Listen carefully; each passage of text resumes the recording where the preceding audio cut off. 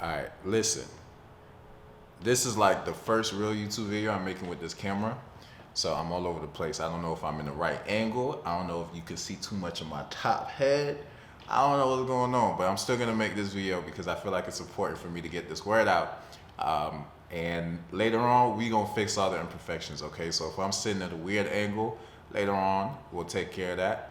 If I'm smiling too much, later on, we gonna take care of that too. But what's going on, everyone? My name is Free, and yes, that is my birth name. No, it's not. My name is Francis, but you could call me Free.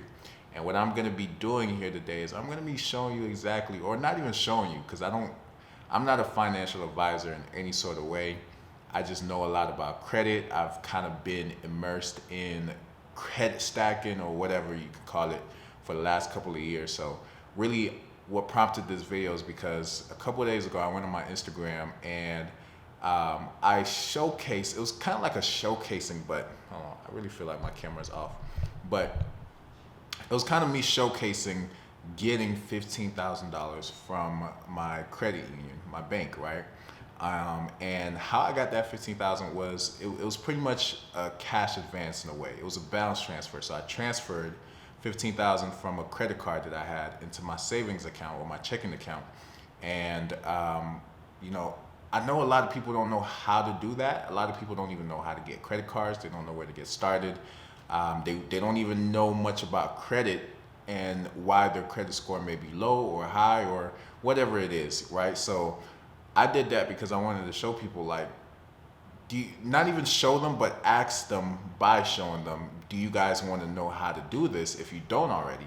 And a lot of people voted yes. Now, of course, there were people that just watched the story that I know needed the information but didn't vote yes. So I was like, you know what, I'm just gonna make an extended video, a YouTube video, Instagram video, whatever, right? TikTok, whatever. I'm just gonna make the video so that people have the information, so y'all can never say I've never done nothing for you or giving you no kind of sauce or gems, because a lot of you guys who know me in real life have seen me go from working at Zaxby's to doing incredible stuff to buying two cars at the same time, bought a Porsche and a Mercedes at the same time, real estate, Turo. You know, you guys have seen kind of my journey and my growth, but I understand that you may not even know how I got there. So it all really starts with credit. I honestly feel like if I didn't have credit, I wouldn't have been able to expand and do other things that I was able to do, that I am able to do and am currently doing. So the first thing that I want to talk to you guys about in this video is how I even got into credit cards, right? So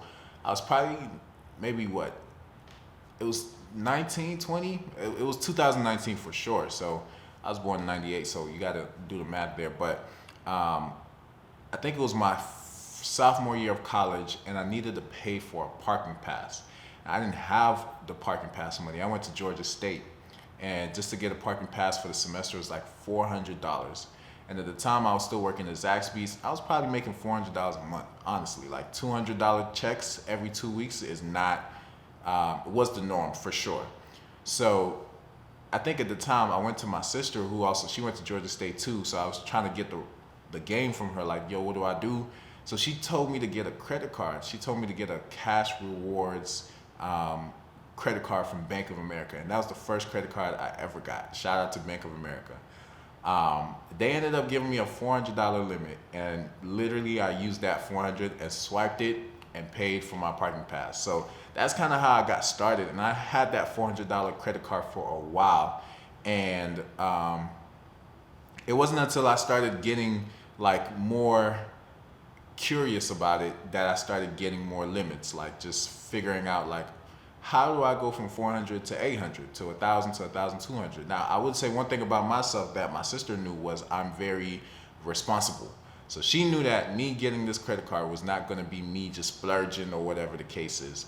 I keep looking at like myself because I don't know if I'm off a little bit, but it is what it is, because I don't want y'all to be seeing too much space up here when I'm down here. But like I said, we'll address that in the next video. And by the way, this is not even a video that you should sit down and like watch on TV. You can if you want to, but I would rather you think of this as a podcast. Like, just listen to it, whatever you're doing. So that's a little bit about my background, how I got into credit. So I started with that one credit card in 2019, today, 2024, I have about 27 credit cards, right? And these are all in my personal name. Now, if we want to add the ones that I've authorized people, like the credit cards you get when you add someone as an authorized user, incredible. But I don't count those as mine because it's still the same thing. So I have about 27 open accounts. And when I say open accounts, I mean credit cards. So with Amex, I think I have 4 credit cards. I don't even know how to name them. That's going to be a different video, me naming all of them. Chase, I have 4 as well. I think Financial, I have 2. What else? Apple Card, Bank of America, Chase Business. Like I have so many different ones. And year to date, like my limit is probably like 130,000 just in personal. Not to even talk about business. Business is just personal limits. I have over $130,000 in credit. So here's how I want you to take this message, right? I want you to take this message and apply it and start focusing on fixing your credit. A lot of people are too lazy to really actually sit down and look at what their credit score is and figure out why it is what it is. A lot of people are like paying other people for credit repair. I'm not saying there's anything wrong with that, but when it comes to credit, you can really figure out what's going on if you open up your Credit Karma. And Credit Karma, I want to be sponsored by you one day because I'm telling people about the goodness of Credit Karma. Literally, it's not the most accurate thing in the world, but it's quite accurate. I mean, it's not the most precise thing in the world, but it's quite accurate, right? So open up your Credit Karma, look at your statistics, look at your credit report, look at your utilization, look at how many open accounts you have, look at what your opening balances are. Like, look at these things and figure out. It literally tells you what has a high and low impact on your credit score, right? So if you look at Credit Karma, for example, you'll see that your utilization has a high impact on where your overall score is. And then you'll see that hard inquiries has a low impact. So a lot of people be like, oh, I have a lot of inquiries. I was like, yo, I had probably 10 inquiries in one week when I was trying to get my car. It brought my credit down by like 3 points. You know what I'm saying? Because it had such a low impact. Not saying that's the case for everyone, but if you really look into it, you'll know what is impacting your score versus what you think is impacting your score. Actual reality versus what you think. So that's first things first. I want everyone who's watching this video to go ahead and dive into your Credit Karma account. Look at what it has to offer. Look at all those things. A lot of credit cards that I did get, I got off of Credit Karma because it told me I had an excellent odds of approval. I had an excellent chance of getting approved for the card, so why not? So, and all of this is not financial advice. I'm not a financial advisor. I've never been, let me not say never will be, but I'm not one. I'm just kind of telling you my story and telling you exactly what I did. And if you want to take action based off of it, you're assuming whatever risk. Like, I can't make you get a credit card. I can't make you do nothing. So I'm not your financial advisor. So cool. Let's start with the fundamentals. Let's start with the basics. What is a credit card? I'm not going to tell y'all what a credit card is. You should know. It's money that you get that you don't really have, but you get it anyway, right? And you get it because you've proven that you are able to maintain good relationships with financial institutions. That's literally just what a credit card is. And you get allotted a certain amount, a certain limit that you can spend, but you have to pay back at the end of the month or at the end of a pay period. And you have to pay additional interest on whatever is left as a balance. So you never want to really have a balance because them interest rates is crazy. Them interest rates on credit cards, you be paying the same credit card over for 10 years and you only had $1,000 balance. If you're paying the minimum payment, you can guarantee that money is just going to be sinking and you're going to be drowning in interest. So think about that when you start spending and swiping on your credit card. How do you want to use it? What do you want to use it for? And all that good stuff. So once you figure that out, come back to me and tell me what your goal for your credit is. Boom, I'm going kind of fast because I don't know what the heck I'm talking about on this camera right now, but I know a lot of what I'm saying. So boom, all right. That's my journey, right? got the cards, and let me give you the steps of what I think I would do differently now. I think I got so many personal cards, which is good. The reason why I got so many personal credit card limits and high limits is because I didn't really want to ever worry about where my funding was going to come from if I have a business idea or if I needed money. Like, I would rather borrow from the bank than to go and ask people for money. That was kind of my logic in getting big limits, and I always knew I wanted to be a millionaire. So getting six figures in credit was like, duh. So what I would do differently, starting out right now, as somebody, if I was somebody who didn't have anything, any credit cards, my credit was low, whatever the case is. I know a lot of people say get secured cards, but I never got a secured card. Instead, what I would do is I would advise myself to open up or start a relationship with a credit union. So the credit union that I have, I Think Financial, I've consolidated literally all of my loans and all of my debt through them because they have the best interest rates.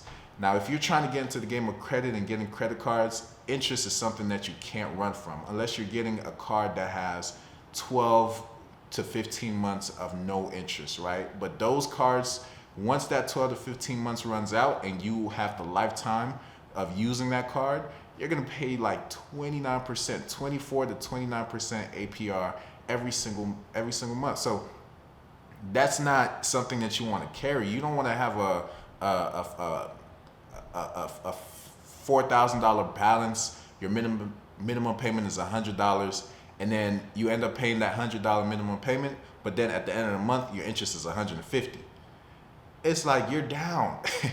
Now your balance is up 50 from what it was. You thought you paid your balance. You're expecting it to be 3,900, but the next time that you check it is 4,050 because that interest just came and undid everything you did and added more. And I'm speaking from personal experience. It took me a while to realize, like, yo, making minimum payments is killing me. Using these major credit cards, they look good, they're steel, you know what I'm saying? You pull them out, people like, ooh, you know, all of that. But at the end of the day, if you're making minimum payments, if you're not paying all of them off every single month, you're drowning. You're actually drowning. I know people with $2,000 balances that were paying that for 3 years, minimum payments every month, and not seeing their balance go down. So I would advise myself, start making relationships with credit unions, because since you cannot avoid interest rates, you got to find the one with the lowest interest rates. And what most people aren't going to tell you is that is where the credit union comes into play. Now, the Instagram video that I made a couple of days ago that showed me getting $15,000 in my credit card to my checking account was from my credit union. So it's not really a secret. I don't know any trick that you can't find out about. Like, it's not a life hack or anything like that. It's just information. So I got acquainted with this credit union in 2019, and throughout the years they've given me a lot. Like, I bought my first car with them in 2020 for a 2% APR. Like, that's my interest rate, 2% over the span of 5 years. Refinanced my Porsche with them, got a business loan with them, consolidated my debt with them. So I've done a lot through them and with them to where I have a good relationship with them, and I love their interest rates. You can get low interest for a lot of different things. Loans, you get the lower interest. Credit cards, you get the lower interest. So I vouch for credit unions the big way. So that's the first thing I would have done. So back to me getting the 15,000, right? Instagram. I showed you guys me pulling 15,000 from my credit card to my checking account. How I was able to do that is with this credit union, I was able to get a credit card, right? The credit card limit, I have 25,000 on this particular card. And I'm really close to my banker, and there's this thing called a balance transfer, to where when you transfer money from your credit card to your checking account, it's not a cash withdrawal, right? It doesn't count as a cash advance or a payment that you're making.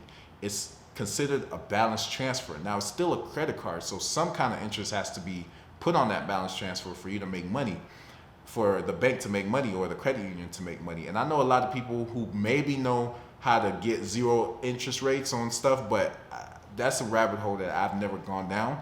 And when I do, I'll let you know exactly how that works. But For this particular situation, the credit card that I had with this credit union is 12% APR on all purchases, right? So whatever you buy is 12%. Whatever balance you have left on the card at the end of your billing cycle is 12% in comparison to the 24 to 29% that you have to face when you're dealing with major banks like Chase, Amex. I love them, but that's just the reality. So with this card, I was able to then call my banker and say, hey, I know that if I leave a balance on this card, it's 15%. If I charge it, right? If I make a purchase or swipe it, it's going to be 15% on interest, or 12% actually on interest. What if I transferred money from my credit card to my debit? I'm not purchasing anything. I'm literally kind of moving money in a way. So what is the interest rate? And she told me it's going to be a flat 7% or 7.99%.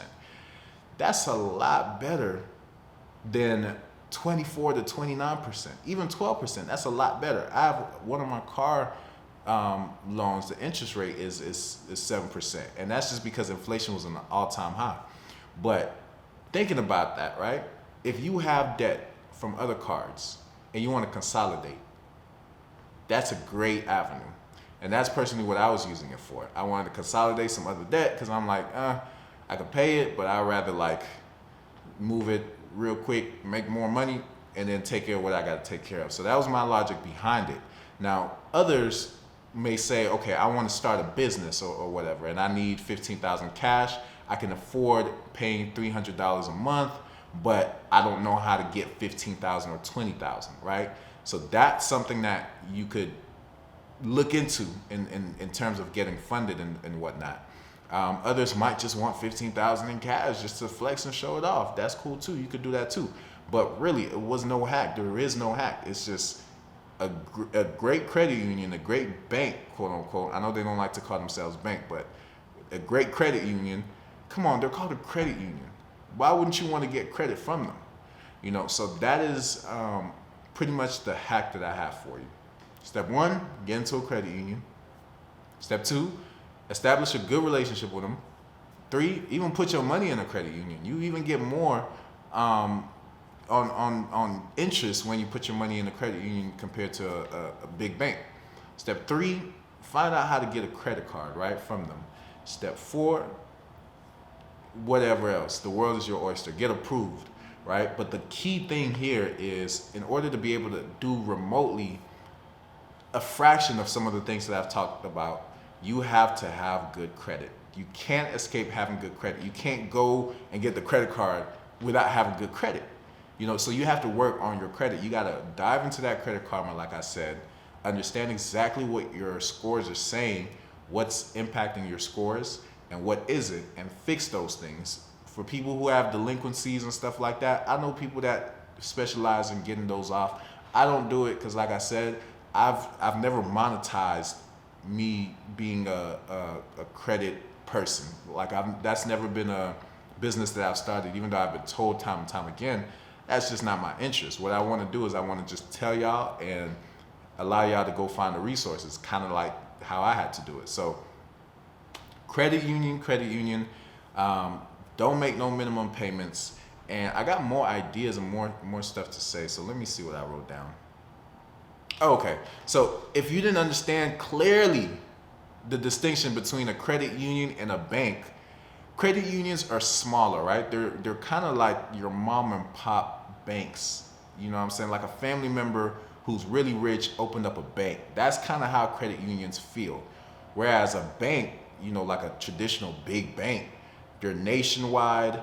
You can go to there's some credit unions that are nationwide as well, don't get me wrong, but just the feel of it is what I'm saying. It feels, some of them are actually that small and that mom and pop style, but some of them are huge, like Navy Fed and stuff like that. But these credit unions, I don't know how, but they just offer you better rates. They give you better everything for your money.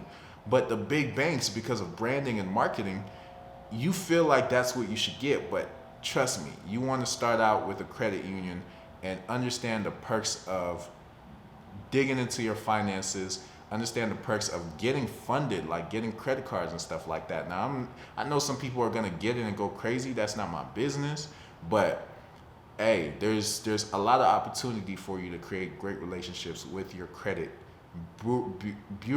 bureaus, your credit bureaus, or bureau, whatever. But there's great opportunities for you to do that, and I'm gonna be dropping more information. I feel like I just talked a lot, and maybe you didn't get nothing from this, or maybe you did. But hopefully, you got the motivation to say, "Yo, in the next 3-4 years, I'm gonna get 100K in credit limits if you haven't already." So, yeah, that's pretty much all I got to talk to y'all about. If you got any questions, feel free to reach out to me on Instagram if you need me to sit down with you and kind of like, inspire you, motivate you, or look at something real quick. I'm more than happy to do it. I'm not a financial advisor. I'm just somebody who knows a little bit about this space. So, hope you guys have a blessed one, and I'm gonna see y'all later.